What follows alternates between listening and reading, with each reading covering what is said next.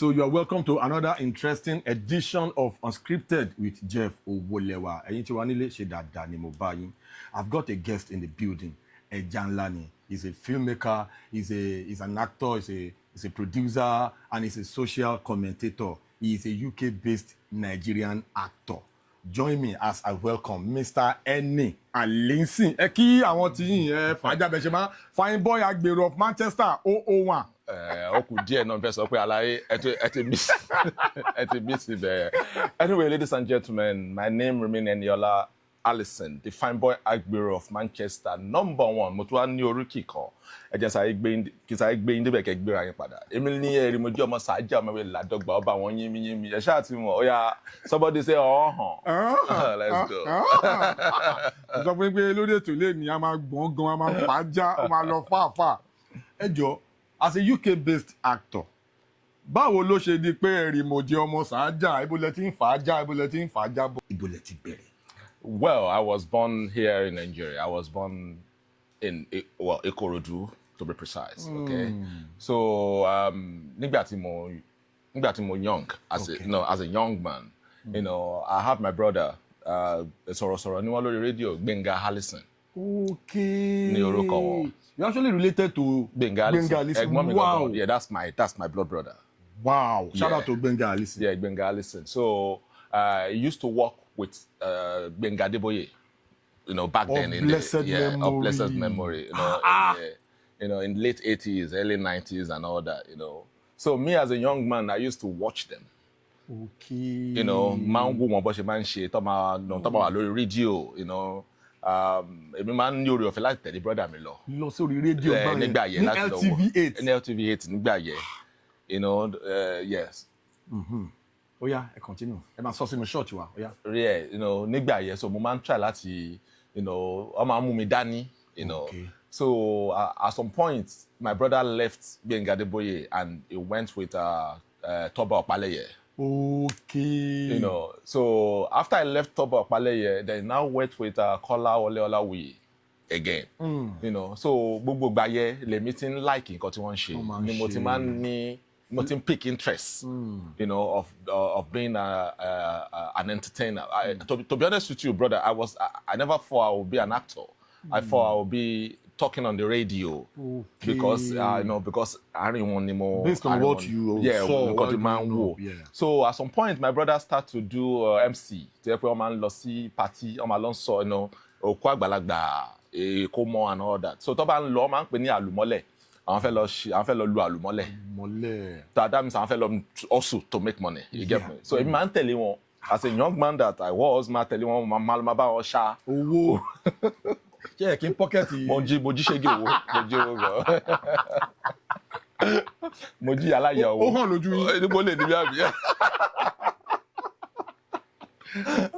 So mo máa lọ bá wọn pick owó, So gbogbo ìgbà yẹn ni èmi ti ń develop. Flair fún for entertainment. So it's been a long way coming. So Abẹ́òkúta ni wọ́n base. So máa lọ bá wọn l'Abẹ́òkúta. So tí bá dé Abẹ́òkúta ń gbà this now ó ti ń súnmọ́, early 2000, more 90s, late 90s, more early 2000. So máa lọ bá wọn ní Abẹ́òkúta, máa bá wọn àti Ahmed Alasari. Wow, blessed memory. Blessed memory. Igwe Ọláyà. Wow.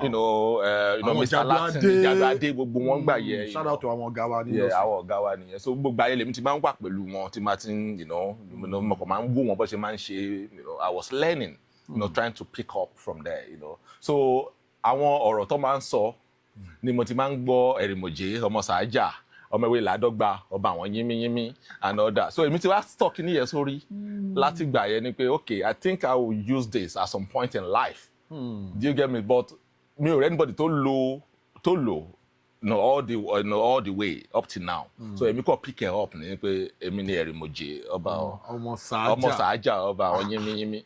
So bí ẹ̀rí pé ó long gan, ó lọ far gan, so mo kàn mọ̀ padà sẹ́yìn ni kẹ́lẹ́ mọ̀ ní pé it's been a long background yín nínú entertainment ó deep gan. Yes, ó deep. ẹ jẹ́ kí n sáré cut in a little bit torí mo enjoy ìbẹ̀ ṣe ń gbé wá yẹn torí Gbénga Adébóyè will forever be remembered as one of the greatest, OFAP yes, to ever do it. Yes, one of the greatest radio presenters to one of the most creative, one of the most talented.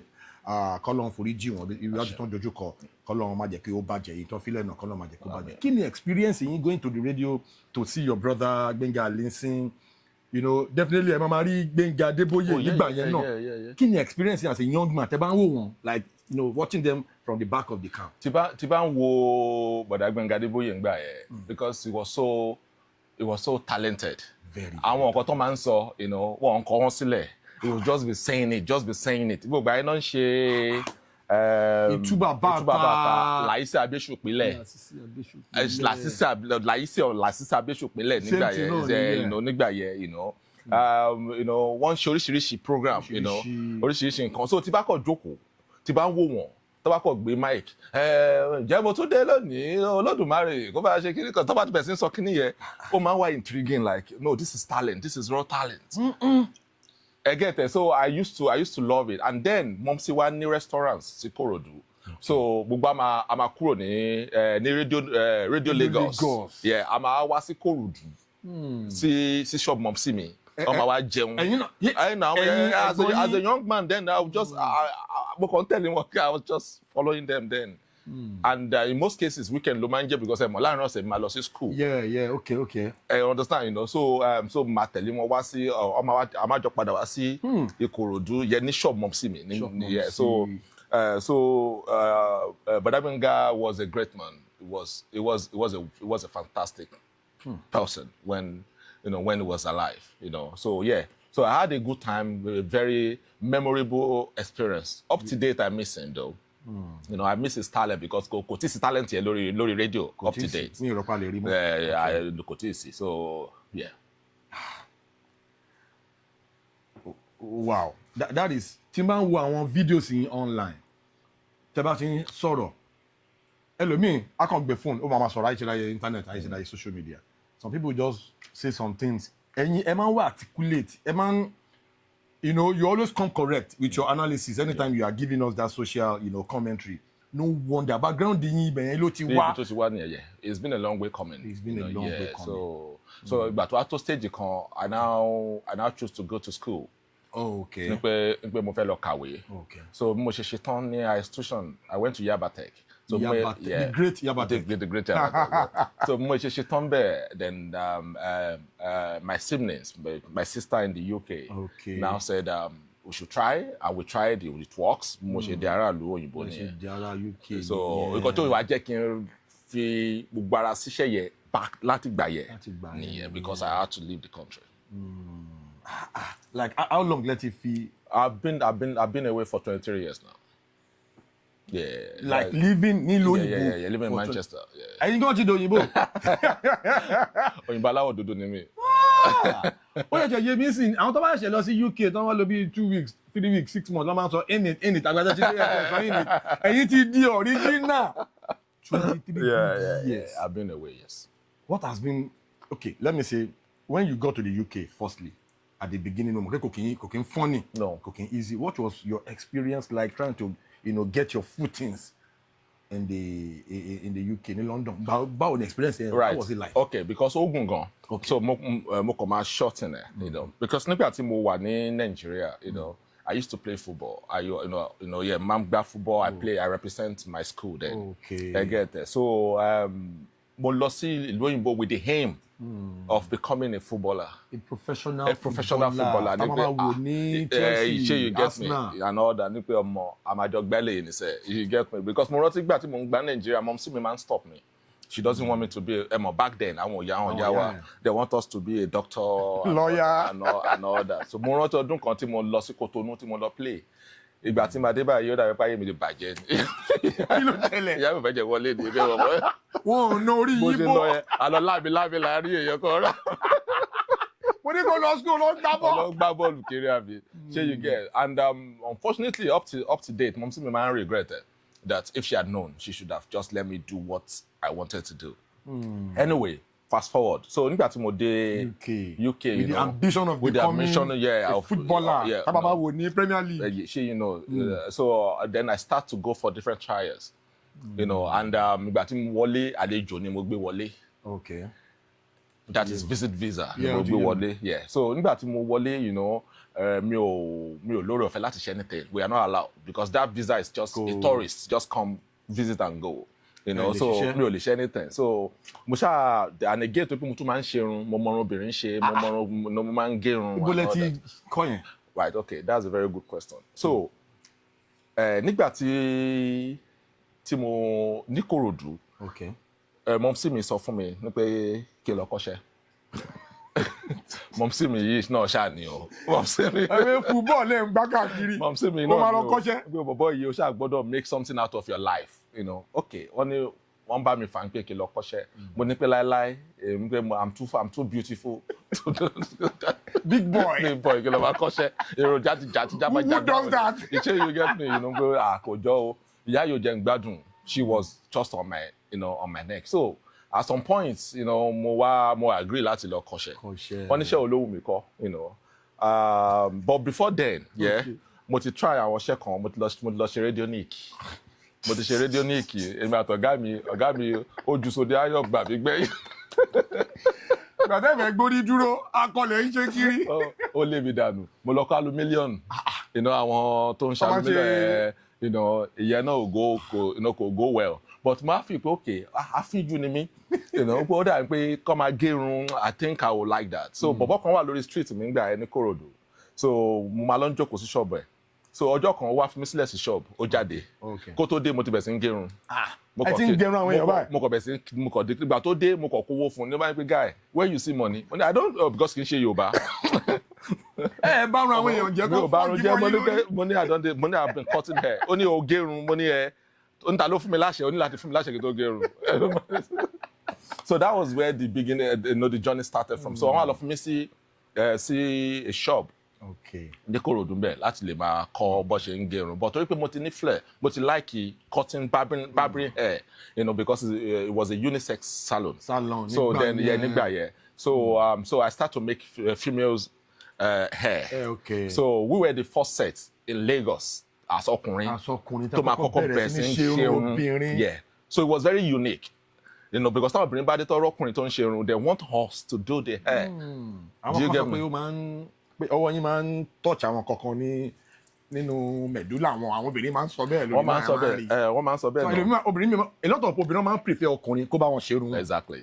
Up to date. Ẹ lọ ṣerun rí kí customer obìnrin yẹn kó wá máa ṣe bákan bákan. Experience ẹ. Yeah, ní sọ camera. Okay, kọ́ńtà ìfẹ́ láti sọ ni pé ní off camera ẹ máa sọ bẹ́ẹ̀ ṣe lọ ṣe home service tí ara obìnrin yẹn wá ń ṣe kíní tẹ wá ṣe kíní. Bọ̀tùmọ́ mi mọ̀ ń pa yẹn ṣá mi mọ̀ ń pa ètò pé. You know, so this is my background. So bóyá dúpẹ́ mo bẹ̀rẹ̀ sí ń gẹrun bẹ̀rẹ̀ sí ń ṣerun, you know, but ní ṣọ́ọ̀bù yẹn àwọn colleague mi àwọn tí mo bá ń bẹ̀ tọ́jú ọkùnrin wọ́n notice pé mo máa ń gẹrun pé bọ̀bọ̀ ìṣá máa ń gẹrun ni, you know, wọ́n fi pé mi ò really show interest when it comes to making hair like that. You know, so the male section wọ́n permanent mi síbẹ̀ which I used to cut hair, but ìgbà tó stage kan àǹtí tó ní ṣọ́ọ̀bù yẹn ó bẹ̀rẹ̀ sí rí mi as a serious person pé báwo ló ṣe jẹ́ pé irun nìkan ni ìwọ bọ̀bọ̀ yìí ń gé, ṣé òun nìkan ló wá kọ́ ń bíbá ẹni. So one step ó bẹ̀rẹ̀ sí drag me to the other part as well. So which Ọlọ́run gbà fún mi, I became a very good hairdresser. You know, so ìgbà tí mo wá lọ sí school àwọn nǹkan tí mo fi survive. Nìyẹn àwọn nǹkan tí mo ṣe tí mo fi survive nìyẹn. Do you get me? You know, so while I was doing that, I was playing my football. You know, I played everywhere. I played for Cowbell. I played for Obesere Football Club. I played for Thunder Balogun. I played everywhere. Wing up front, I mean, striker. But striker to me man pa defender. Striker man pa defender ni. Ṣé style yín yẹn ṣe because nínú football industry, àwọn Ronaldo fans, àwọn Messi fans. Ibo style yín báwo ló ṣe torí striker, okay, midfielder ni Messi. I pick more of Kanu Wako because I'm a tall guy. Okay. Yeah. So I play like, you know, I romance the ball. Ẹ máa ń dẹ̀gbẹ́ bí wàá tẹ́ fẹ́ ṣubú. Bọ́ mi ò ní ṣubú, ọ̀tá Ọlọ́run ò jẹ́. Ọ̀tá fẹ́ jẹ́ ká ṣubú wà á ṣubú. So ìgbà tí a bá dé UK pẹ̀lú skills irun tẹ nìyẹn. So I went to the UK fully prepared, package, even though I don't know what will happen at some point. Do you get me? But nígbà tí mo dé UK, me really run that barbering or hairdressing side. You know, I just focus on football. But sister mi ṣe kọ̀kọ̀ fún mi. Ọjọ́ tí mo dé gangan, no, the following day tí mo dé, wọ́n mú mi lọ sí salon, wọ́n lọ introduce mi sí wọn. Okay. You know, somewhere in Manchester, ní pé àbúrò àwọn rẹ̀. So they like me, they give me a trial. So I cut the hair, I did this, I did that. But bá ṣe máa ń gẹrun Nigeria, ó yàtọ̀ sí bá ṣe máa ń gẹrun níbẹ̀. Gẹrun níbẹ̀ yẹn. Kí ni difference? Right, okay. So for instance, bá ṣe máa ń yọ shape wa Nigeria, it's totally different. You know, so the process of their haircut is different. It's different. So bí mo ṣe ń gẹrun in a Nigerian way. Okay. Àwọn àwọn pé, you are a good barber, but there are some touches I need to change. Yeah, you see. Do you get me? So they now train me again for a few weeks just to watch how they do it there. Okay. Then I start to cut Oyinbo's hair because we don't cut Oyinbo's hair in Nigeria. Oh, kí ni difference? Ṣé irun Oyinbo àti irun Naija ìyẹn máa ń le àbí báwo ni experience yín cutting? Irun Oyinbo texture is very soft. Okay. Do you get me? So and in most cases they use scissors cut, normal cut. You know, so you have to depend how long the hair is. Okay. It depends how short the customer want the hair to be. Okay. Do you get me? So sometimes you might need to use clipper on the side and use scissors on the top. Sometimes you might need to use scissors all through. So you need to have that skills. You need to understand how the hair goes and also man need direction to man law. So ó yàtọ̀ sí irun wa. So then from that point, but I'm going to shop yẹn. Early stage experience in the UK. So from that area, how lẹ ṣe wá navigate tech padà fi survive. Right. So because nítorí pé mi ò wà allow láti ṣiṣẹ́, you know. So but sister mi, she's Kolomba mi sanwó lẹ́san ọ̀rẹ́ tó ṣe fún mi because she brought me in the UK, you know, and she literally look after me, support me, you know, and did everything for me. Ó jẹ́ kó easy fún yín. Ó jẹ́ kó wá easy for me, you know, because ọ̀dọ̀ wọn náà ni mo ń gbé. So I will go to that barber shop. Okay. Láàárọ̀, màá kúrò ńbẹ̀ bóyá before, màá lọ gbá football. Okay. You get me? You know, ìgbà mi ò ní lọ rárá. I will have to go and play football. So at some point I need to leave the UK. Mo gbọ́dọ̀ jáde ní UK every 6 months. Nítorí nǹkan tó wà lọ́wọ́ mi, you know. So àwọn nǹkan tí bá rí gádà within that time náà ni màá fi ra ticket tí màá fi wá sílé. Do you get me? You know. Lẹ́tún máa fi padà. So tá a bá dẹ́nu ọ̀nà, that is airport mi báyìí. Ó láwọn kan tó yẹ pé mi fẹ́ máa tú lórí. Yorùbá fẹ́ ṣe fi Yorùbá sọ yẹn náà ló dáa. So yẹ pé tá a bá dẹ́nu ọ̀nà ó tún lọ́gbọ́n tá a tún máa dá sí i. You know, so tá a bá wọlé ẹgẹ́tẹ̀ láti ti padà wọlé. So ìgbà tí mo bá káǹtì iye ìgbà tí mo máa padà lọ kí tó decide láti dúró was about 26 times. Lọ padà. Kò kí n ṣe nǹkan tó funny o. So mo dẹ̀ ra ticket ara mi, màá dé Nigeria, màá tún ṣe normal, you know. So that took a lot of money away from me. You know, but ọpẹ́ ni f'Ọlọ́run, we are here today. Adúpẹ́ f'Ọlọ́run. You try, you 20. Ó lọ fàfà. So at a point, for a person to ti ní flair for entertainment tẹ́lẹ̀, báwo lẹ ṣe wá tún padà wọnú movie industry? Ọpọlọ yóò ní dọ́bà. Because you just asked me a very important question. And that question is very dear to my life. You get me? And reason being, as much as I love entertainment, and that my brother, Allison, used to ask me, boy, ṣé o fẹ́ fẹ́ entertainment ilẹ̀ ni? Even though mi ò tí ti gbogbo ara bọ̀ gan tán náà tẹ́lẹ̀. But ṣé mọ̀ pé Yorùbá sọ̀rọ̀ wọn pò wọ́n ní pé tí ọwọ́ èèyàn bá ti tẹ̀ kùdà, o lè bèrè ikú tó pa bàbá ẹ̀. Because at some point nígbà tí mo wá dúró sí UK, then that was when the real hustle began because I need to start looking for paper. Only kotan pe we gbe, you know, láti lè dúró legally. So that took a long while, you know. So it was a roller coaster journey. It was a dark moment, you know, in my life, you know. But at some point, nígbà tí Ọlọ́run máa wá ṣe tí mo wá wò pé okay, now ọwọ́ mi tètè kúdà, mo ti níwèé. So now mo fẹ́ try láti máa padà sínú, like come back into the entertainment. Right, I need to navigate. Okay. I can't just walk into the industry. It doesn't matter how much you have. You need to have okùn ẹ gbọ́dọ̀ ní abẹ́rẹ́ ǹdí. Am I right? Yeah. Okùn ẹ gbọ́dọ̀ lábẹ́rẹ́ ǹdí. N pé òkè tá lọ guy gan nínú abẹ́rẹ́ industry. gbọ́dọ̀ lókun. Abẹ́rẹ́ mi gbọ́dọ̀ lókun. That's the word. You know. So I now choose to look for Jaiye Kuti. Okay. Ìyáàfin Jaiye Kuti. Shout out to Jaiye Kuti. Yeah. So I was lucky she came to the UK. So I was in Manchester. So mo gbọ́ pé wá wá Manchester mo ṣe wá wọn lọ nìyẹn. Okay. So ibi tó dé sí mo kàn lọ gbálẹ̀kùn wọn bẹ̀ lọ́jọ́ yẹn ni ta ní bọ̀bọ̀ tó ní pòlù tó kọ́ wá gbálẹ̀kùn wa. Ẹ̀yin kàn débẹ̀ kàn gbálẹ̀kùn pé ìyá ẹ bọ́ta ayé la fẹ́ rí. Àwa ti ní Manchester. Yes na so bó ṣe bọ́ síta lọ́jọ́ yẹn so we start to chat. Ó wá sọ fún mi pé this guy are you sure of what you're saying? Àbí o kò fẹ́ get attention mi ni. Mo ní no kò sí mi ò ní púpọ̀ láti fa attention yín ṣe. Ní mission ni mi fẹ́ wọnú industry yẹn ni you know. So bá ṣe bẹ̀rẹ̀ sí plan ẹ̀ wẹ́rẹ́. So wọ́n bẹ̀ sí wá sí Nigeria. You know then we start to wọ́n bẹ̀ sí train mi àwọn kọ̀ọ̀kan tí mi ò mọ̀ tẹ́lẹ̀. So that was the beginning again back into. Very point out nǹkankan. Ní Manchester yẹn torí gbogbo videos ní tẹ́ bá máa sọ̀rọ̀ ẹ máa sọ pé fine boy agbèrò of Manchester 1. Okay. Ṣé influence yín pọ̀ gan ní ìlú yẹn ni tẹ́ máa fi ń gara sọ àwọn ọ̀rọ̀ yẹn àbí kò yé mi impact wo ni ìlú yẹn gangan as a city ló ṣe ń life yín gangan. Right, okay, so ṣe rí ṣe mọ̀ pé ní entertainment industry gbogbo ala máa ń fara lórúkọ náà. Yeah. Àbí? Yeah. Gbogbo ala máa ń fara lórúkọ èmi this èmi that so I just came up with something that is tó máa wà unique. Okay. You know tó máa wà cashing and all that and I haven't said that while I was living in Nigeria, you know, oríṣiríṣi nǹkan ló ti ṣẹlẹ̀ tá ti rí, you know, in terms of because ilé tí mò ń gbé ń Kòròdú nígbà when I was still akẹ́kọ̀ọ́ jìnnà sí garage. Okay.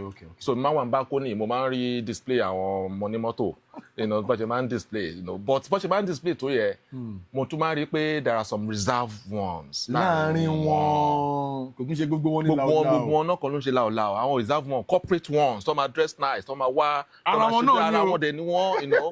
So man, okay, this guy na fine boy, but Ndebo Jagbero ko make that's not you don't shade the rest of his.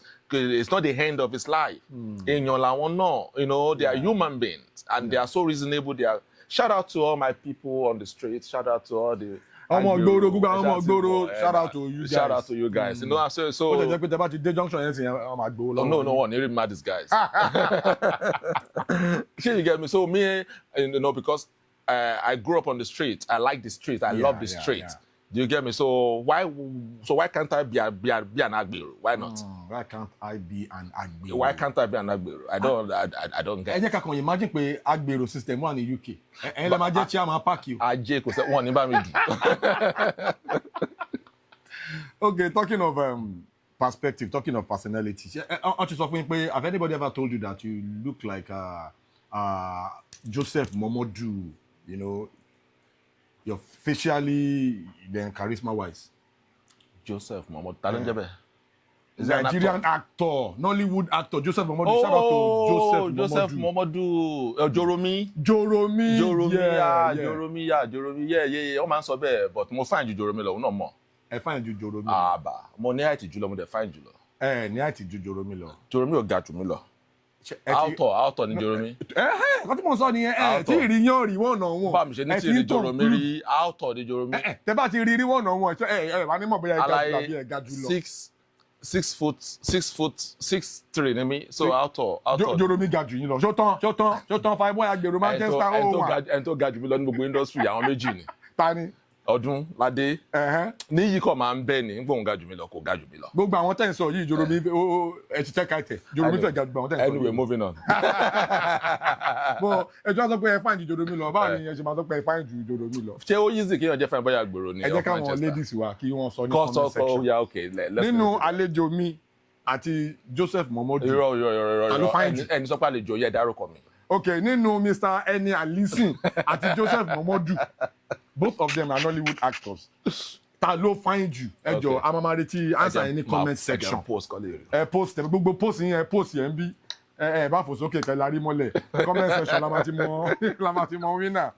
Now, ẹ máa ń ṣe àwọn videos ẹ máa ń ṣe àwọn videos òjijì nínú àwọn videos tẹ máa ń ṣe ẹ máa ń ṣe oríṣiríṣi social commentary things Nigerians, Africans go through in diaspora and all of that ẹ sọ̀kan pé ní ìlú òyìnbó kí n má máa lo English nínú òyìnbó ẹ máa ń dóyàwó ara yín báwo ni experience ṣé ẹ̀yin ò lọ káyàwó yàn kan mọ́lé kan ká yín mọ́ bẹ́ẹ̀rì ẹ fún wa ní experience ẹ máa ní kọjá ní pẹ̀lú ojú tó ṣe yóró yìí experience wo lẹ ní tẹ̀lé fi fún wa on the fun side.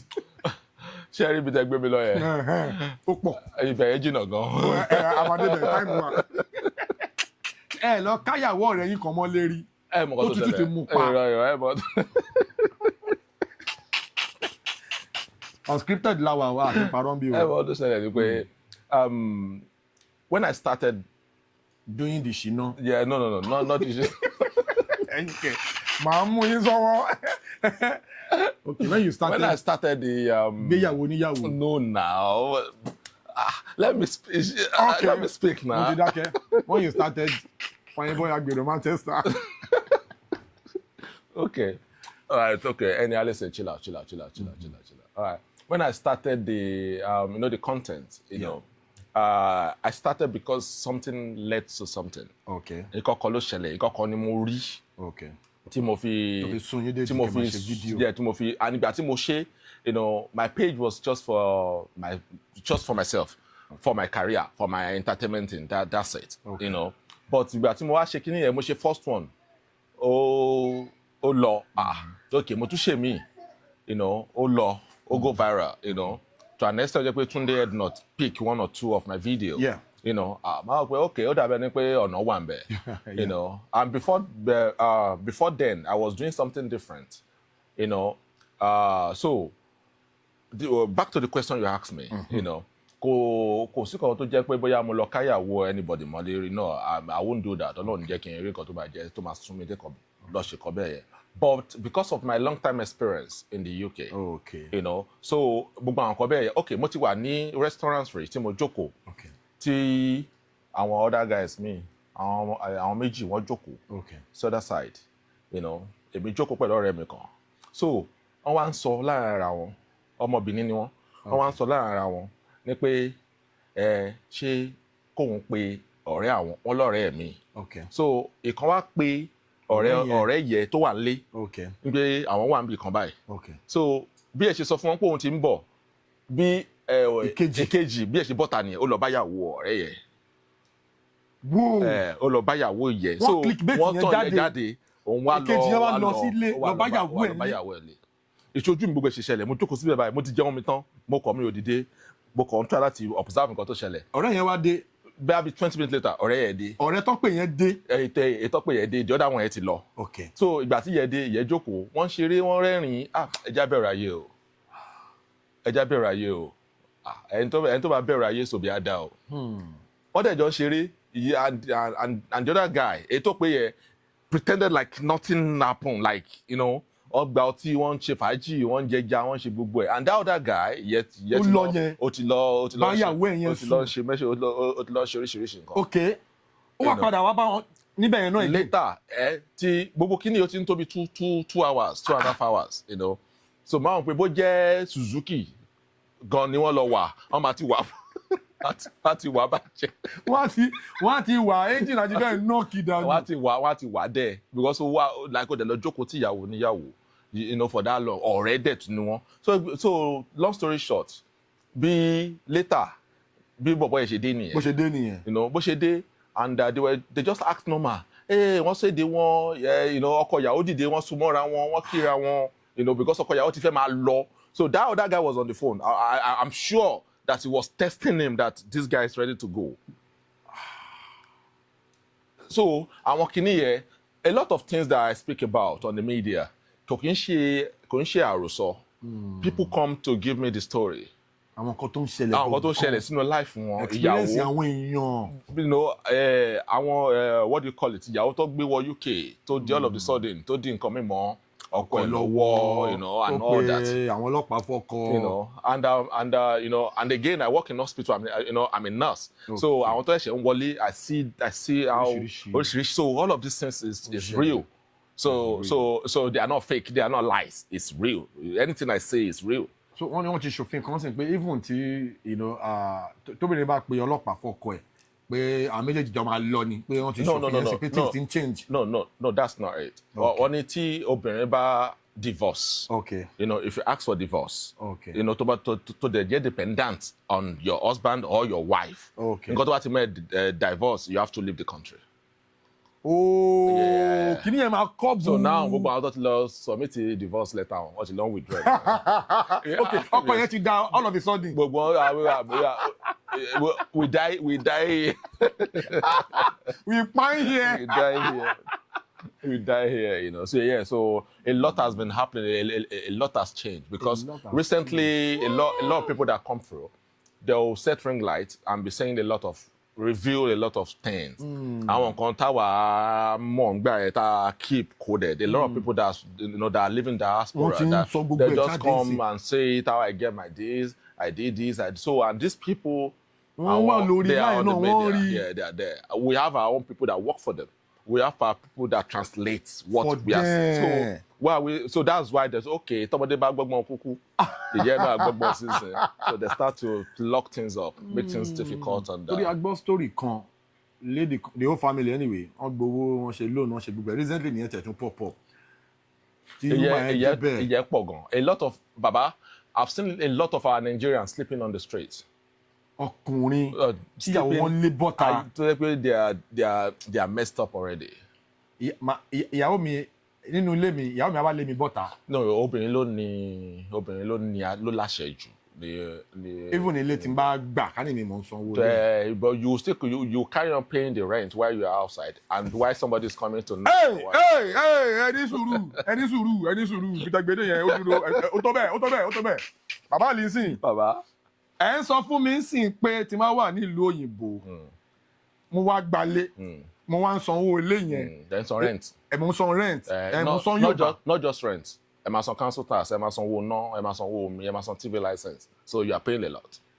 So tí máa wá ní issue pẹ̀lú ìyàwó mi a máa lé mi bọ́ta. No. Again, abayin fi bin bag kẹrù yín sẹ́nu ọ̀nà. Right, okay, so carry. Bin bag ló bàbá yín lò. Ẹ̀mí pé dúdú tó tì. Nylon tó fi ń kólẹ̀. Ọmọ àdọ́bù ẹ̀. So bí ẹ bá ṣe bọ́ọ̀lù báyìí sọ pé aṣọ yín ṣe pọ̀ tó ló bá yín fi kó tó bá gba méjì mẹ́ta abayin dì sẹ́nu ọ̀nà yín. So ẹnu ọ̀nà yẹn máa wá bọ́ta máa lọ. Ẹ máa lọ gbé báàgì yín, ẹ máa lọ gbẹ́rù yín bòde. Ẹni sùúrù. Nílé tí mò ń san owó ẹ̀ o, tí mò ń san bills. Ẹ ti sọ fún mi pé even bó ṣe lé mi bọ́ta yẹn náà, mo tún máa san àwọn àbí kò yé mi. Yeah, you because everything is on your name. If you stop paying it, they will come for you. So and police will come. Police will advise you to leave. I get it, wọ́n dẹ̀ máa fún yín ní iye yards. Ọmọ àwọn ọ̀dẹ̀ fún yín. Ó ní iye distance tí mo gbọ́dọ̀ keep. Ọmọ àwọn ọ̀dẹ̀ fún yín pé ẹ gbọ́dọ̀ dé bí around there. Anywhere tó bá wà. Tó bá lóun ò fẹ́ rí yín, you don't come around until tó bá change your mind there àbí tó bá find there otherwise. As in ìyàwó mi ni máa fún distance yẹn. Ẹ máa fún ní arm's length, you have to be away. So then the rent continues. Màmá máa tún san rent yẹn, màmá tún san bills yẹn. Nígbà tó dẹ̀ bàbá gbá àwọn lọ́balọ́ba wá. Ó bàbá gbọ́kùnrin wálé tí mò ń sanwó ẹ̀. Àjẹsẹ̀ Ọlọ́run. People that stay abroad are watching us can testify. So, as in, a tún gbọ́kùnrin wá sórí bẹ́ẹ̀dì tí. Matrimonial bed di mi yẹn. Wọ́n máa kó fún kóbákóbá. No, kóbákóbá kó wá fún dọ́gì ni o. Tẹ́ bá béèrè lọ́wọ́ ẹ pé what did you do? I did. I did what? I did doggy. Yakimu. Òtútù mú mi. No, it mú mi. No, calm down, don't worry. Omi. Tí sì ń bẹ̀ báyìí. So ó ṣẹlẹ̀ bẹ́ẹ̀ real life. Wait till you get there, you can have the experience yourself. Ẹ jọ̀ọ́ Òṣòdì yìí dáa. Òṣòdì yìí dáa. Èkó àkété ìlú ọgbọ́n. Obìnrin máa ní mi bọ́ta wá lọ gbé ẹ̀sùn tó máa fún dọ́gì wá. Dọ́gì, I did, yes. Èmi tí mo jẹ́ lọ́sì kú. Màá bà nǹkan jẹ́. Mi lè bà nǹkan jẹ́ lọ́hùn. Lè bà nǹkan jẹ́. So because I'm a mental health nurse. So I work in hospital. Mental. Àwọn tó ní àrùn ọpọlọ. So we've seen a lot of Nigerians. Tó jẹ́ pé nǹkan tó yí wọ lórí nìyẹn that they end up. Shocking yẹn lásán. They end up in the facilities and so we have to support and look after them and all that. Again. So a lot of our Nigerian brothers are in prison for molestation, for rape accused, and so on and so forth. So tẹ́ bá ń pèyàn, tẹ́ bá get number àbí tí ó bá ring, it might probably be in the prison. Yep. A lot is happening. So which is why, I always appeal to the government, Nigerian government, because if this country is good, bro, between you and I, there's no reason for us to come over there. The only thing that's right now, I need to speak on behalf of Nigerians, who are living in the diaspora. We are facing a hell. We are facing hell. It's not easy up there, and sadly, people back home here doesn't get it. They don't understand it. Otushima put pressure. Lórí àwọn tó wà ńbẹ̀ tó bá ti gbọ́n pé ó wà lóyìnbó báyìí automatically ó ń ká owó yẹn lẹ́lẹ́ ní bẹ́ẹ̀ ni pé ó gbingi owó kan sẹ́ńkùn lé ní. And if you look at it, a lot 80% are living from hand to mouth. But there's no way tó máa fi explain fáwọn people here, they will never understand. Wọ́n fẹ́ lómi lówó gan-an. Wọ́n appreciate them. I've experienced that a lot of time. Tẹ́ bá tẹ̀ fáwọn lówó ń sìn yìí, àwa tẹ̀ máa appreciate. But ẹ kàn fún wa ní pounds rate ni o. Okay. So ẹ máa sọ̀rọ̀ ẹ ń lọ lórí point kan. Yes, because a lot of Nigerians are starting to lose their mind, because of stress. Okay, now take myself for instance. Okay, I live in Manchester. Okay. But I work in Liverpool. Ó jìnnà o. Ṣèdébẹ̀rì. Nala. Irú owó nìyẹn. Listen. What my buying po?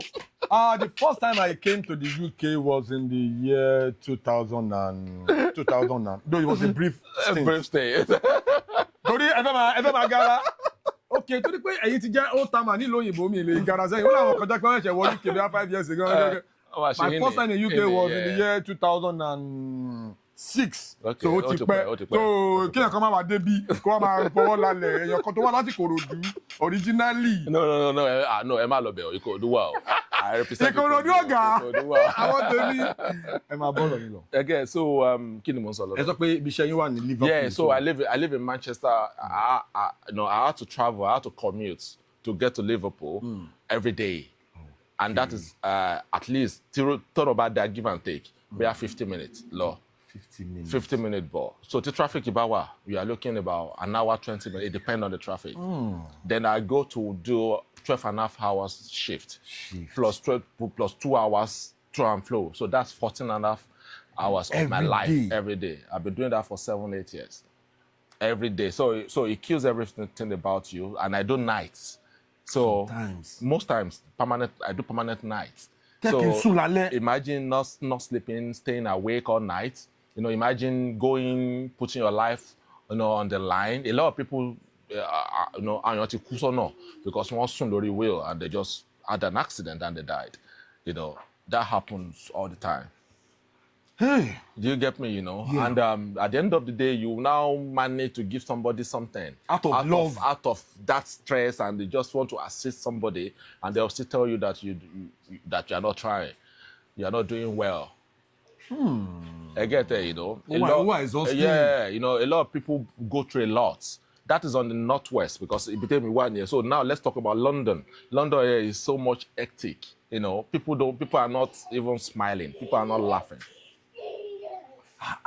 You get me? So life is not easy. Life is so difficult in the diaspora. In the diaspora, it's not easy, bro. I'm telling you for free. So please, people, if you have people back there, ẹ má gbàdúrà fún wọn ni, ẹ má máa stress wọn, because stress here, ó máa ń gather fún wọn ni. When you keep marrying them, you want money today, money tomorrow. Owó lè yín tán lénìí, iná yín tán lọ́la. Find something doing. Ẹni tó wá máa ràn ẹ́ lọ́wọ́ tó wá bẹ̀rẹ̀ pé okay, èló ni wọ̀ fún ara ẹni tó sọ pé o ti ní bíi 2 million naira for instance, o dẹ̀ wá 5 million naira. Ó máa yá wọn náà lára náà okay, $1 million rèé, ìwọ náà gbà. You get me? Àgbájọwọ́ òun la fi ń sọ̀yà. You just don't sit there and expect them to do everything for you. No, man. It's not easy. Again, okay, now let's work it. Average salary in the UK maybe £2,000. Okay. Right? You get £2,000, right? After tax and everything. So, but you are paying £800. Ooh. Monthly, £800. That is cheap. Like now I'm talking on a cheap average. No, you are paying £800. Okay, Emerson council tax, £150. Right? Council yẹn ta ló ń gbà. Council náà ló ń gbà. Àbí sórí council pé ṣá ó ń gba £150 lóṣooṣù. Okay, council máa gbà. So that is for your waste, your waste and all that, láti wá gbélé. Yeah, so that has to be paid, Ẹ máa sanwó ná. Tó bá jẹ́ pé winter time ni owó yẹn máa high gan. Tó bá jẹ́ summer because ẹ mọ̀ pé ẹ̀tàn yìí tà nígbà yẹn. So but at least on average you will pay maybe another £150. Ó ti di 300 bẹ́ẹ̀ yẹn. Ó di 300. Pẹ̀lú 800. Right? Ẹ máa sanwó omi. Okay. A lè gbẹ́ bọ́ọ̀. No. Kò sáyè bọ́ọ̀ ń bẹ̀. It's all done automatically. Okay. Ẹ máa sanwó omi, ẹ máa san TV license. Nípa ẹ̀ ń wo TV, you have to pay for it. Bí a mo fẹ́ wo Netflix àbí Amazon. No, normal TV. You just have a TV in your house, you pay for it. Ta ló ń gbà? Àwọn ìjọba náà ló ń gbà. Okay. Ọ̀rọ̀ yín ti padà yé mi. So now let's talk about your own personal expense. You have a mobile phone, you have to pay monthly. Say maybe £40 you pay on that. You have a car, that you have to pay car insurance. You have to pay road tax. You have to pay MOT on the car for you to be able to drive a car in the UK. Okay, 800, 300, 40. No, ó ti lọ fàáfàá. Gbogbo tá à ń sọ nǹkan tó kù change ni bàbá. Nǹkan tí mo kà sílẹ̀ yìí nǹkan tó kù ní £2,000 yẹn change ni. Ẹ̀yin ará ilé táwọn ará lóyìnbó bá fún yín ní owó no matter how little ẹ jẹ́ ká máa appreciate ká máa gbàdúrà fún wọn ká máa support wọn ní o. So it's not easy, and if you convert that in dollars, for instance kanipa America ni, so that is maybe $3,500 or just under $4,000. That's £2,000 would be. Yeah. You get me, bro? You still can't do much with that. So at the end of the day, the more work you do, the more tax you pay. I get it. Your first job you do, you pay 20%. Which is the standard normal tax you pay. But about launch share me, they will now tax you even more. I get it. So you just work. People die at work, Whoa, because of stress, physical exhaustion. I spoke about I speak about it all the time. People die, a guy died recently, living. And that living is where you have a patient, you go to their house to support them. Be residency. Yeah, like a resident, One realize the following day, don't expect them or someone or it was long gone, what he gone.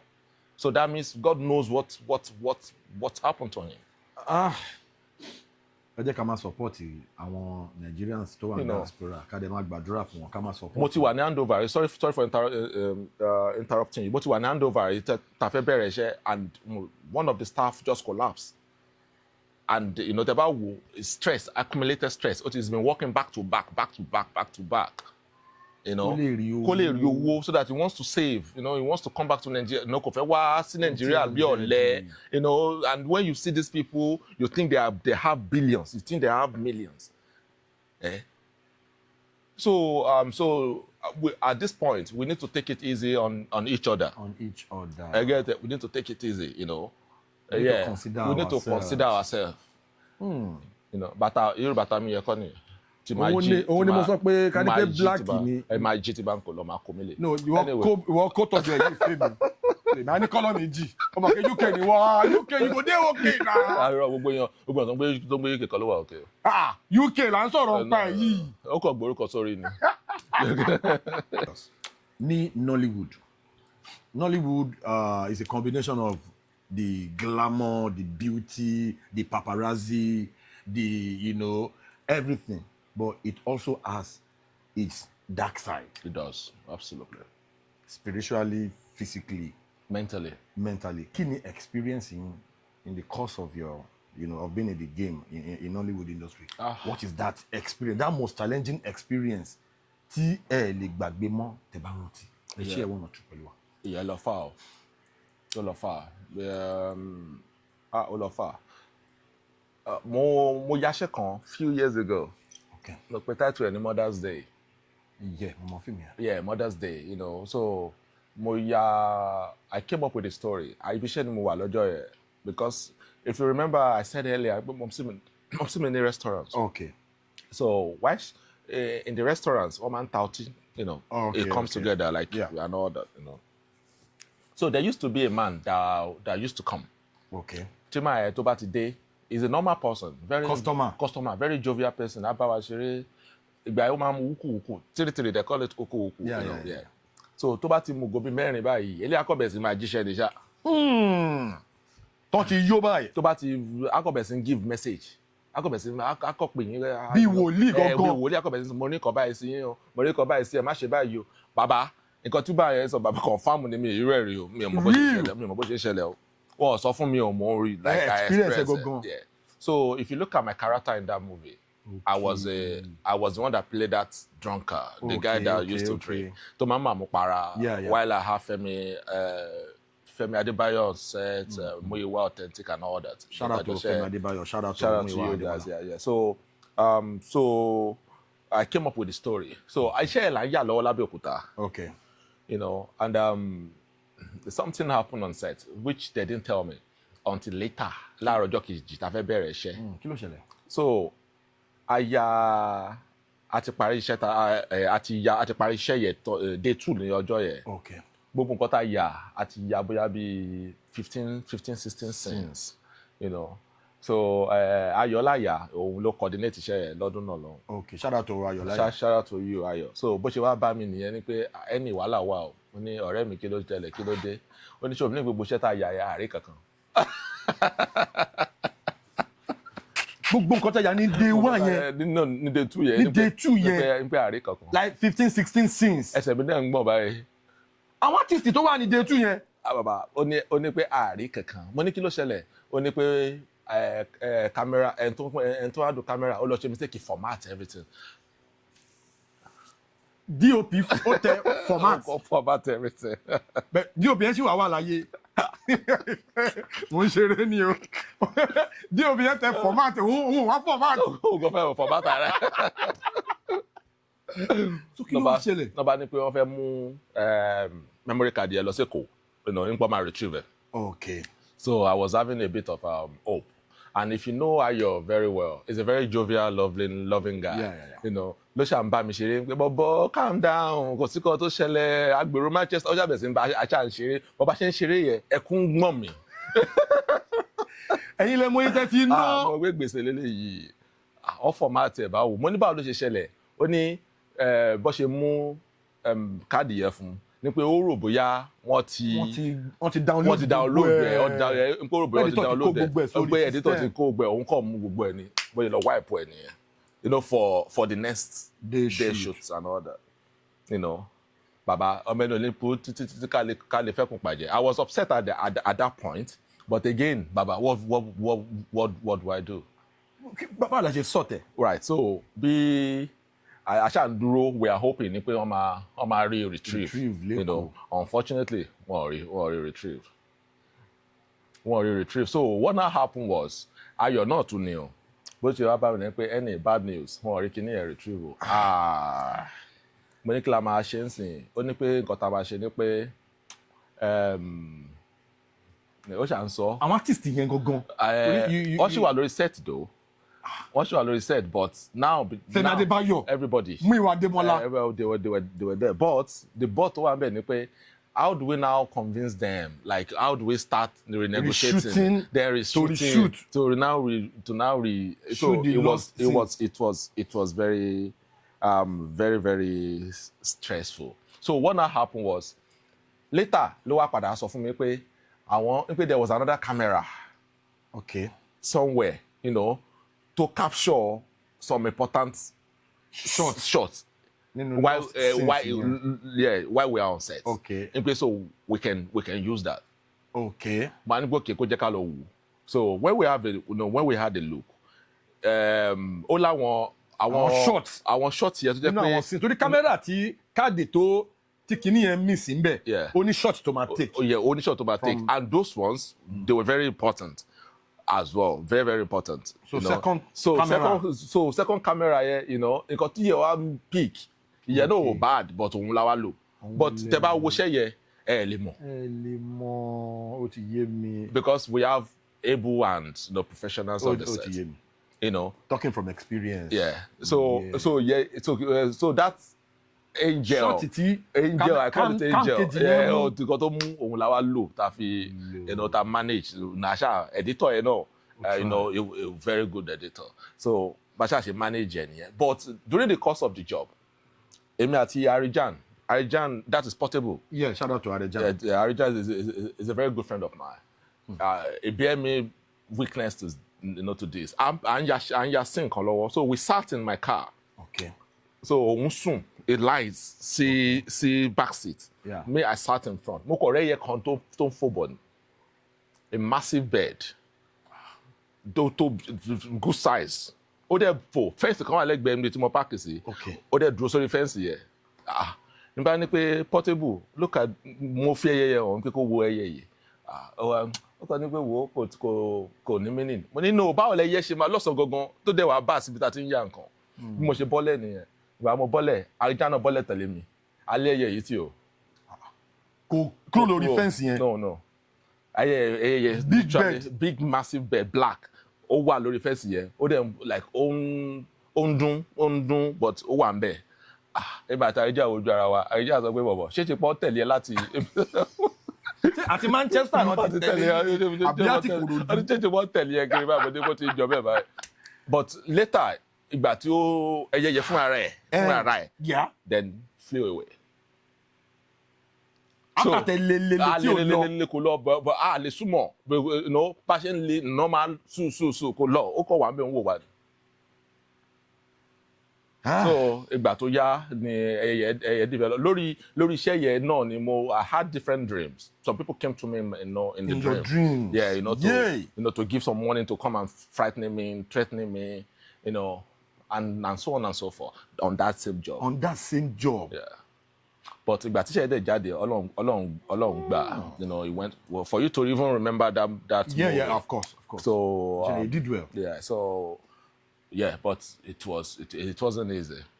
Whoa. But it wasn't easy. Yeah, it was really. Like everybody, lonely experience. It it tells you something that is you're going to be spiritually, inclined. You have to be. You have to be. Prayers.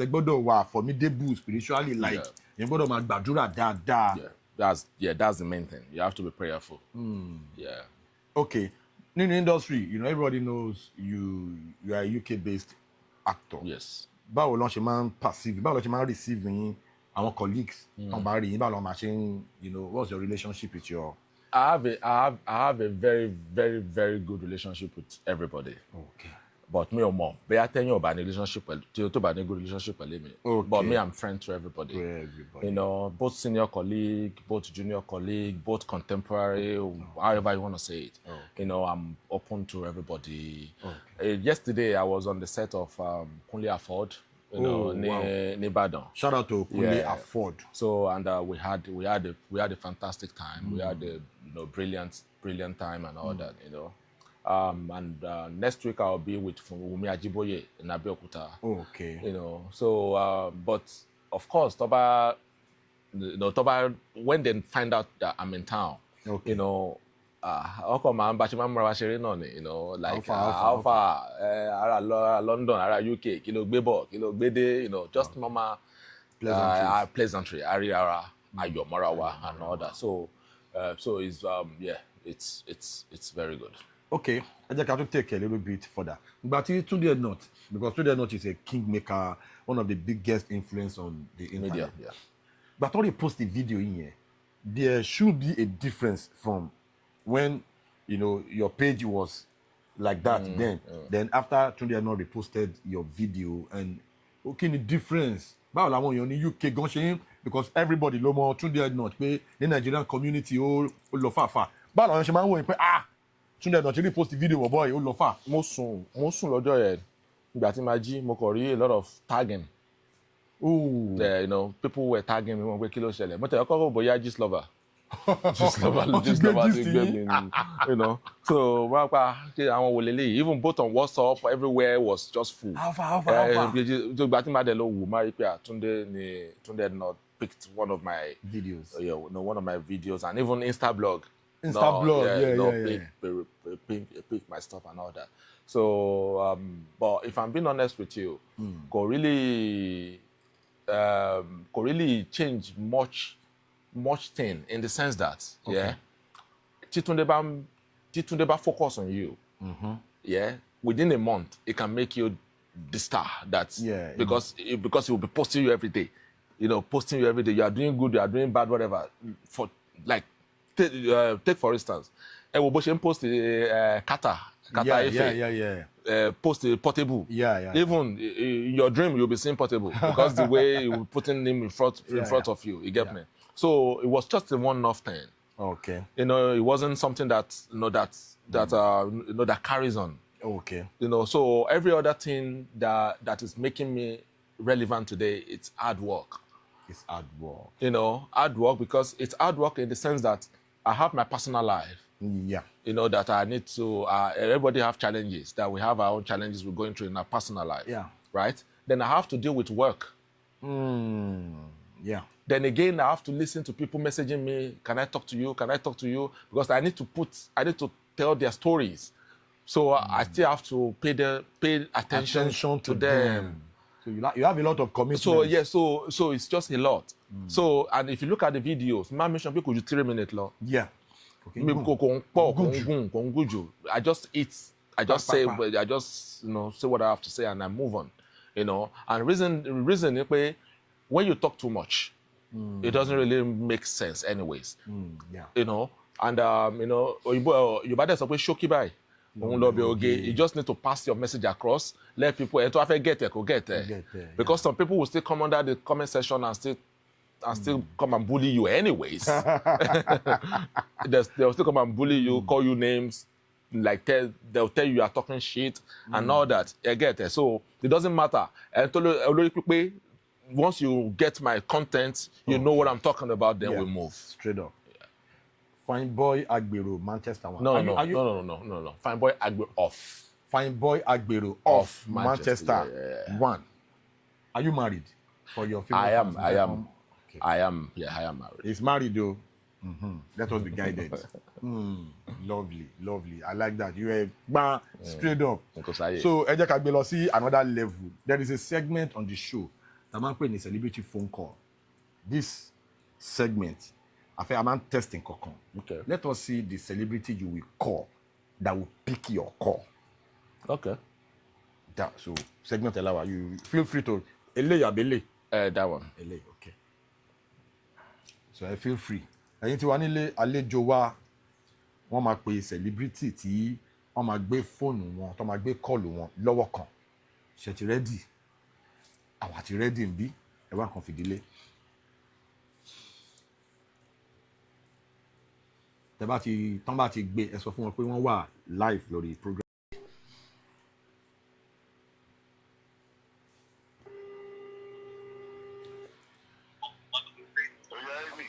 Yes, Kevin Ikeduba. I greet you, Baba. Baba, you did on live on the I did on one interview with Jeff. So make you know.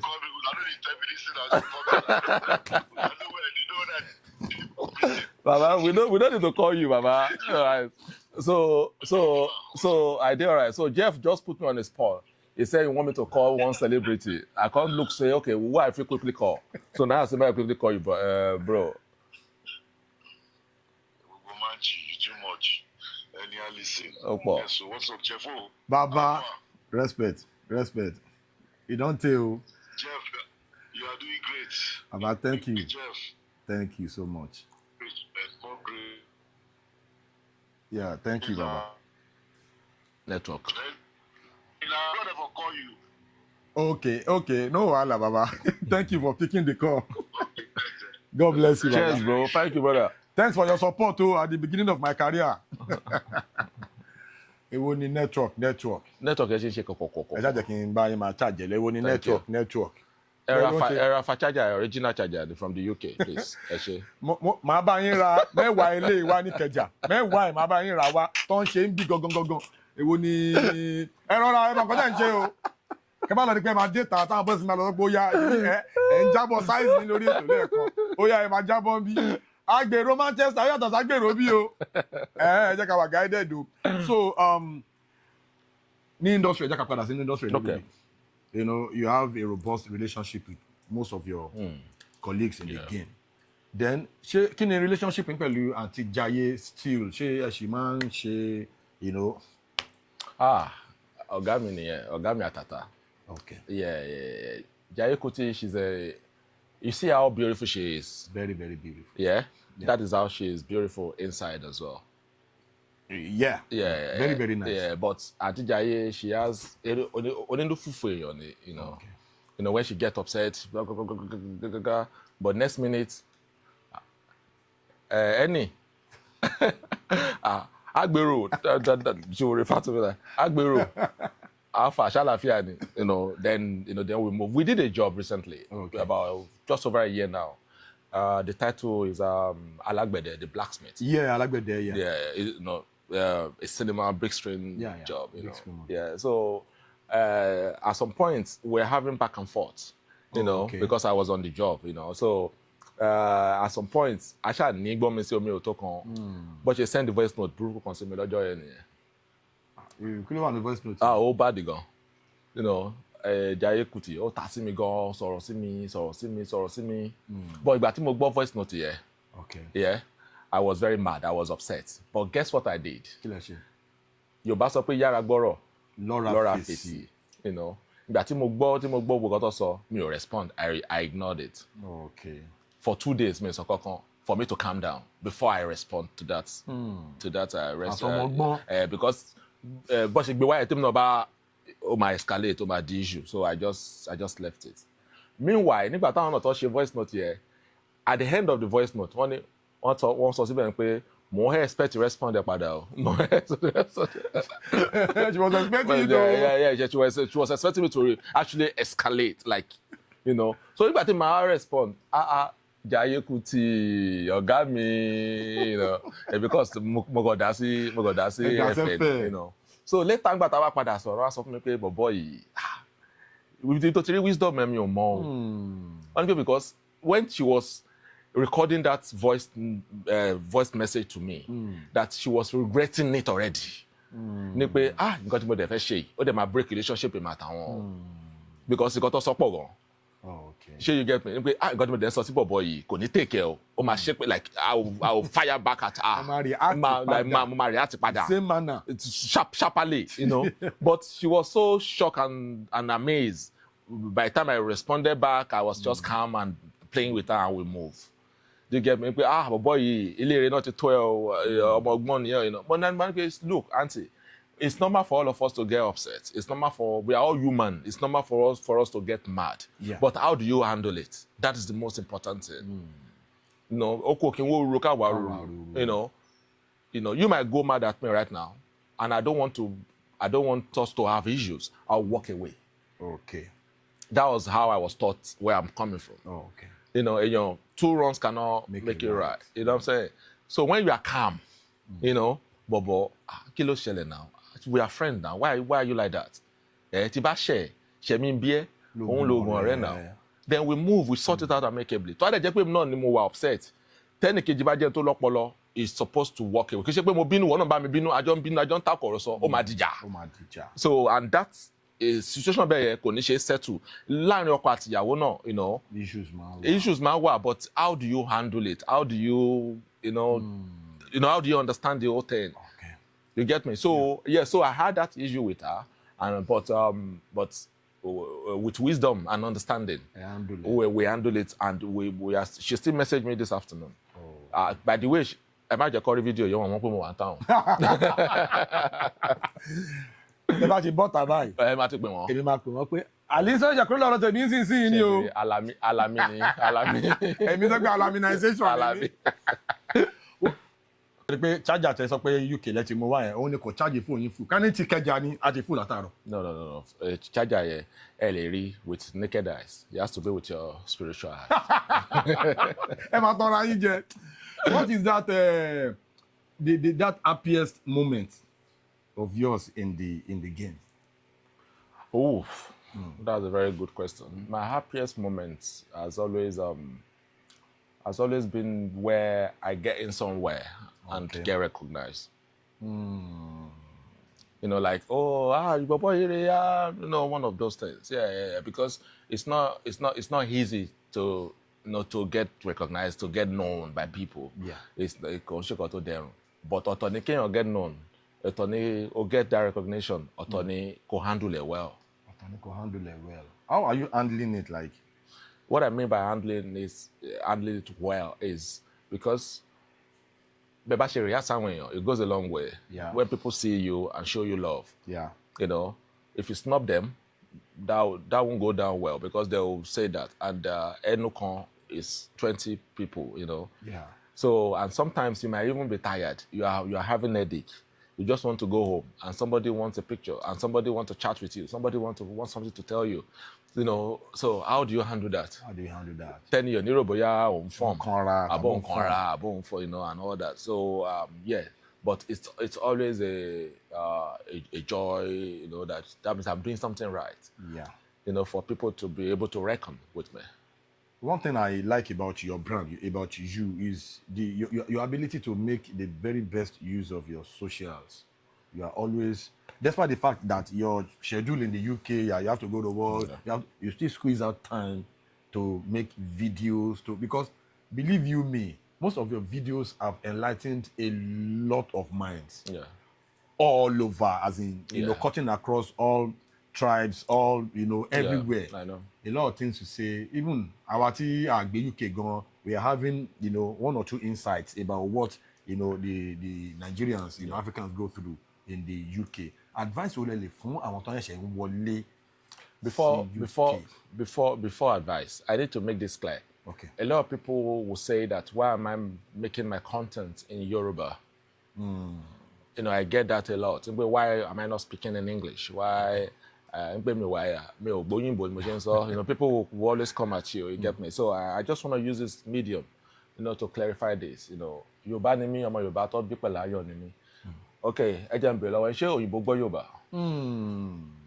Òyìnbó gbọ́ Yorùbá now, you know. So I'm representing who I am, where I'm from. You know, there's nothing. It takes me nothing to speak in English. And again, ó láwọn kankan tí mi ò fẹ́ sọ ní èdè Gẹ̀ẹ́sì nítorí àwọn ará bí bó tẹ̀ jẹ́ pé wọ́n náà tó ń translate fún wọn, but àwọn translator yẹn náà ń gbà mí náà wọ́n máa ń mọ̀fò torí ń gbà kan tí mo ní yáwá pẹ̀lú àwọn that is immigration tó gbé mi lọ́dún náà lọ́hùn, you know, tí mo sọ pé tí mo form bẹ́ni pé mi ò gbọ́ Gẹ̀ẹ́sì náà bá lọ pé nígbà kan tó máa bá yín tú ó yà ṣe di Ọ̀yọ́. ìgbà tí ẹ bẹ̀rẹ̀ báyìí mo pé eléyìí ti ya wèrè o. mo imagine situation yẹn ẹ sọ Yorùbá ẹ ti sọ pé ẹ gbọ́ Gẹ̀ẹ́sì o ẹni ẹ wá translate ní Gẹ̀ẹ́sì ẹ wá mọ̀ kó ń translate wrong ẹ bá wọ́n pé wá nǹkan tó ń sọ yẹn kọ́ bá lọ ó máa ń ṣe mo sọ pé ò gbọ́ Gẹ̀ẹ́sì. nǹkan tó tẹ̀ tó máa ń sọ yẹn ó wá ń pay to my own favour mo yà pé rider náà máa lè ṣàbá sọ lọ. ẹni pé bó ṣe ń sọ yẹn ó wá tó lọ dákún nǹkan tó ń ṣe yín ẹ máa ń láwọn pé ẹ wá ọ̀tọ̀ ni nǹkan tó ń sọ fún yín. àbàdà ìbà ẹrù ni o. So ìdí nìyẹn tí mo fi choose, and I want to be different. I want to be unique. You want to stay true to yourself. I want to be exactly that. This is me. It's either you like me or you hate me. So so. And what was the question again? Advice. So my advice is very simple. That is to people who are just coming in, or you have the mind to come. You know, I won't discourage anybody not to come. I will never discourage anybody not to come. You know, but tó bá ní nǹkan tó ń pawó fún ẹ ní Nàìjíríà bí báyìí tó bá ní nǹkan tó mú owó wọlé fún ẹ bí báyìí just come for a visit and come back and mind your business here. That's my sincere advice. You know. Ṣùgbọ́n tó bá wá tó wá ta tán sí ibẹ̀ yẹn tó fi nǹkan tó ń because baba bank managers wọ́n fi ṣẹlẹ̀ wọ́n wá. Bank managers. Ní they are earning good. They are living well. Ọ̀gá ni wọ́n tó ń ṣe yẹ́sà fún wọn. Wọ́n dẹ̀ fi everything. Wọ́n fi everything síbẹ̀ wọ́n wá débẹ̀ yẹn ayé wọn wá ta. Excuse me. Agbero. Àwa jọ ń lé shift mo kiri àdúgbò. Who is that most popular celebrity tẹ́jọ́ ti lé shift mọ́ rí? Mi ní fẹ́ dárúkọ wọn. Ẹ bá jẹ dárúkọ. Ó ń ṣẹlẹ̀. Ẹ bá jẹ dárúkọ. Because wọn ní like yẹ so I will just. So tell me about relocating sí. Èmi máa kọ́ cast yìí. Èmi tẹ́mi mi ò dá. Máa kọ́ cast ara yín lórí media. Like Emma don àwọn celebrities wa. But not a lot but few of them. Few of them. Ẹ máa rí wọn pé àjọ ìbáṣe bí ẹlẹ́hàá tó rí sandin awóráwo ni àjọmọ́ra wa àjọba ṣèdèsíra wa so. Yeah, this very analysis is leading me to somewhere. Okay. Celebrities from this part of the world. Okay. You know, sometimes when the going gets very tough, you make some very tough decisions. Yes. Like relocating. Yes. Because it is not easy being a celebrity. You have a lot to do financially. You have your lifestyle becomes more expensive. Yes. So if your income is not actually meeting up to your lifestyle, it becomes a very big obstacle. Yeah. Now, you will like, let me just get out. So when I get out, diaspora will cover my secrets. They won't know what I'm actually going through. I can actually become, an Uber driver. I can actually do a lot of, sharp jobs. Yeah. There are times that celebrities celebrities from the other side of the world, like the Western world, tí wọ́n go through irú àwọn nǹkan bẹ́ẹ̀ yẹn. Analysis mi ẹ̀ ṣó yé yín. Ó yé mi. The only time tí mo lè respond. Baba, fire. The only time tí because I work on the mental ward, like, okay, I've seen few celebrities starting a mental health problem. That is the British celebrities. Okay. One man share reality shows. Yeah. They have X Factors. Yeah. They have all of those. So, and those reality shows create celebrities. Yeah.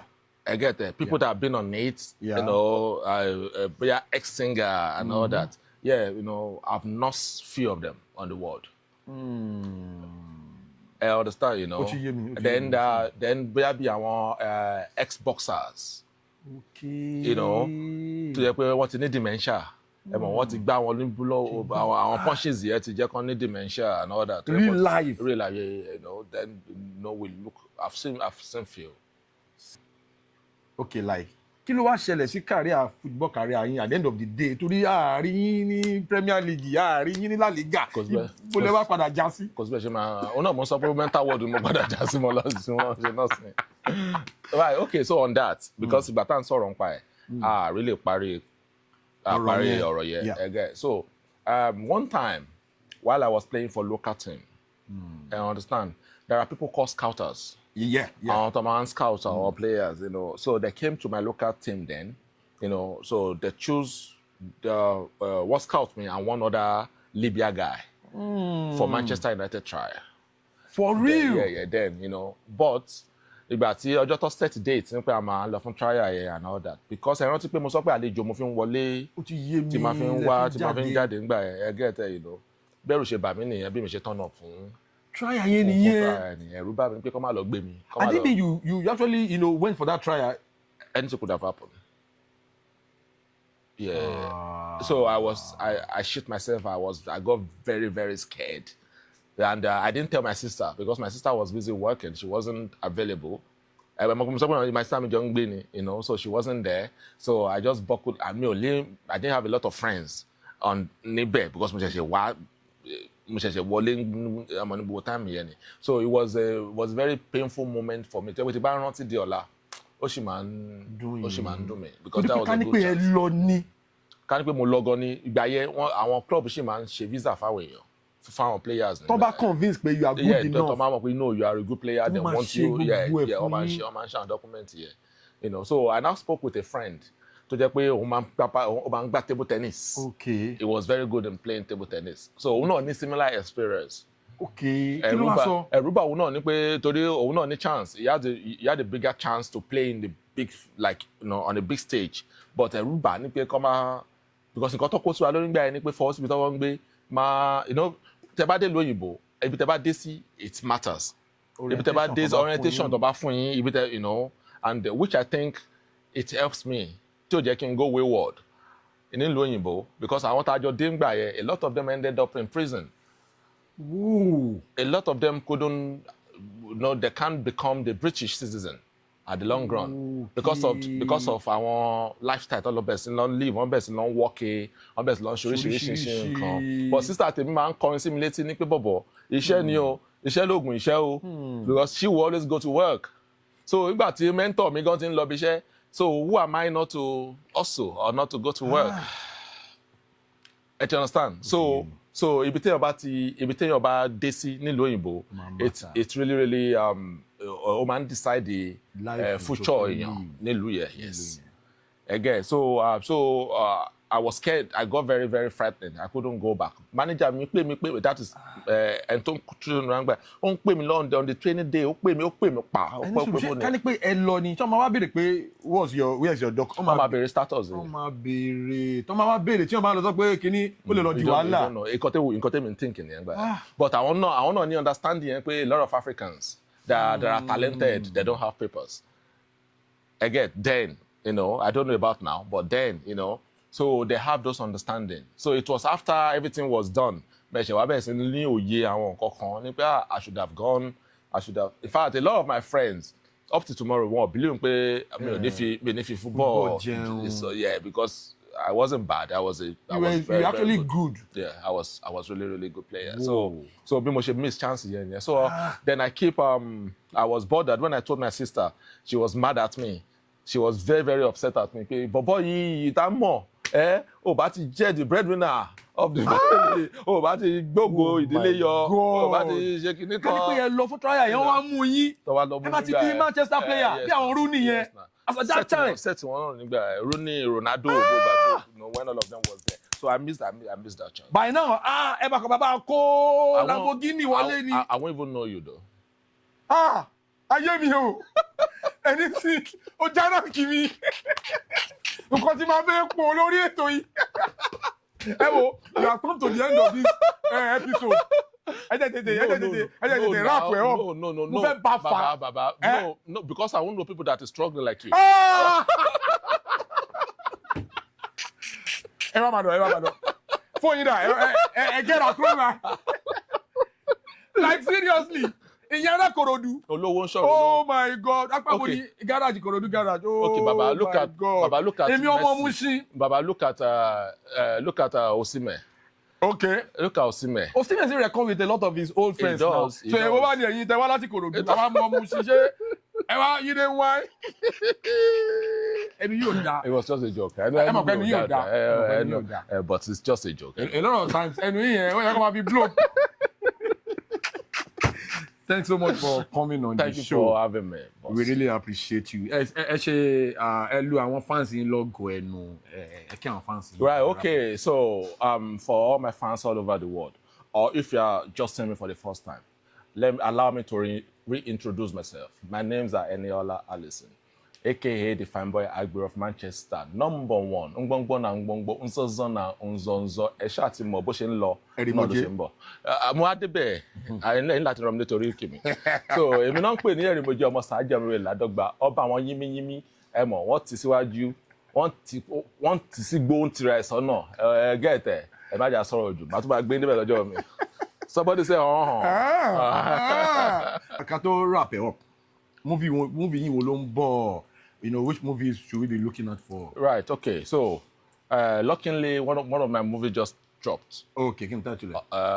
Well, not my movie, but I produce it. Okay. So the movie has a executive producer. Okay, you play the major in the movie. I played the lead on the job. So it's called The Carpenter. The Carpenter. Yeah. Channel Olowa. Owa Lori Apata. It's showing right now on Apata TV. So please go and watch The Carpenter. Gbeno. And I have another movie, my movie coming. You want to say something? Yeah, no. Right, then I have my own movie that will be dropping on the 22nd of Oshutawa, May, called Mr. Allison. Mr. Allison. Wow. Self-titled movie. Yeah, Mr. Allison. So Mr. Allison is a beautiful masterpiece. Okay. But whatever it is, Mr. Allison would movie here, kò mí pé bó ṣe rí gangan real life ni. Mr. Allison is a loving, kind person. No. Kò ṣe ṣìnà ńbẹ̀. Okay. Kò dẹ̀ ṣe ṣìnà real life. So Mr. Allison will be dropping on Shy World Entertainment on the 22nd of this May. Okay. All right, and we have many jobs coming. Many jobs. So you'll be seeing more of me. For those that does not know your social media handles, your Instagram. Yeah, my social media handle, my Instagram is I am Enny Allison. Mo proud to go. Mo ní ìgbéraga o. Every handle me got to so I am Enny Allison. Yeah. So that is my Instagram handle. And on TikTok, Enny Allison 777 777. Ọmọ ọba ó yẹ kó yé yín. 777 is a number. Okay. Olúwaṣínà Peters. Proud gan lóòótọ́. Bàdájí sọ pé ẹ fine ju Joseph Momodu lọ. Mo ti mọ̀ pé ìgbéraga kọ́lá ó máa padà fuck up wá rí. I'm still expecting you to tell us in the comment section who is finer between our àlejò Mr. Enny Allison and Joseph Momodu, because both of them, they kind of look alike. So, but I mean, red lips. Black lips in Joseph Momodu ni. Am I worried? Shout out to Joseph Momodu. Joseph. Now my guy. You're doing well, my brother. Better guy. So ẹ̀yin tí wà nílé ẹ ṣáà ti rí bí ó ṣe ń lọ. The Carpenter is showing on Apata TV. Ẹ lọ bá wa máa bá wọn wò ń bẹ̀. Then Mr. Allison is coming on Shy World Entertainment TV. YouTube. Yeah. Shout out to Iya Ibeji, Shy. Shout out to Niyi Johnson. God bless you. Thank you so much for coming on the show. We really appreciate. Thank you. Before you go, mo ti ń wo ọwọ́ yín látẹ̀kan. Ẹ má jàjọ bọ́tà báyọ̀, máa gé ọwọ́ yín yẹn lọ́pọ̀ lágbo yẹn. Àní Agbèrò of Manchester, ó lọ fàáfàá. Carpenter that is showing on Apata TV. Mr. Onigberaga Enny Allison is in the movie. Damola Olatunji is in the movie. Wunmi Ajiboye is in the movie. Tosin is in the movie. Mr. Tokunbo Marvins is in the movie. And you are about Waloma Fajambe. Experience? What was the experience like working with these great superstars? Oh yeah, they are all great. We shot this particular story in Ibadan. Okay. Yeah. And I like shooting I like shooting up there because prompts, location, and all that. You get me? And all the actors we had on set, they are all super duper. They are all nice people. It's obvious. Great people. It's obvious. Great people to work with. Yes. So they are so lovely jobs. Thank you for having me. Thank you so much. Jeff. I really appreciate it. Jeff Owolewa TV Unscripted Ileto. Etol Unscripted. God bless you for your support. God bless you for dropping those beautiful comments. Thank you. Bye.